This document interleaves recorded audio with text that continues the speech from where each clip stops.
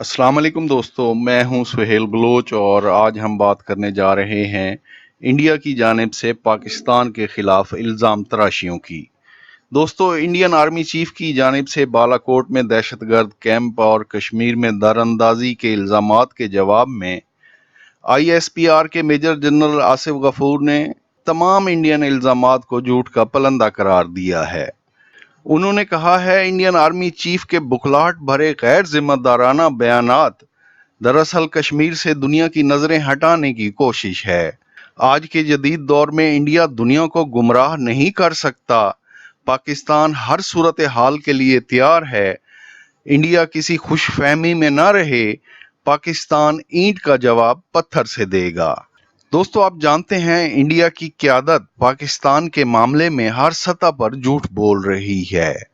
India की क़यादत पाकिस्तान को बर्दाश्त करने के लिए तैयार नहीं है, जिसकी वजह से उन्होंने सबसे पहले कश्मीर को हड़प करने की कोशिश शुरू कर दी है। कश्मीर में जो लॉकडाउन किया हुआ है, उस पर पूरी दुनिया इंडिया से इंसानी हकूक की पासदारी का मुतालबा कर रही है, लेकिन इंडियन क़यादत किसी सूरत में इंसानी हकूक के लिए काम करने वाली तंजीमों और लोगों को कश्मीर में दाखिल नहीं होने दे रही। एमनेस्टी इंटरनेशनल इंडिया के अकाउंट मुंजमद कर दिए गए हैं।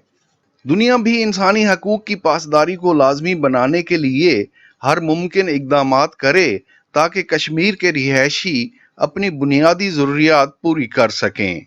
मज़ीद अच्छी और मालूमाती वीडियोस देखने के लिए चैनल पर जाएं।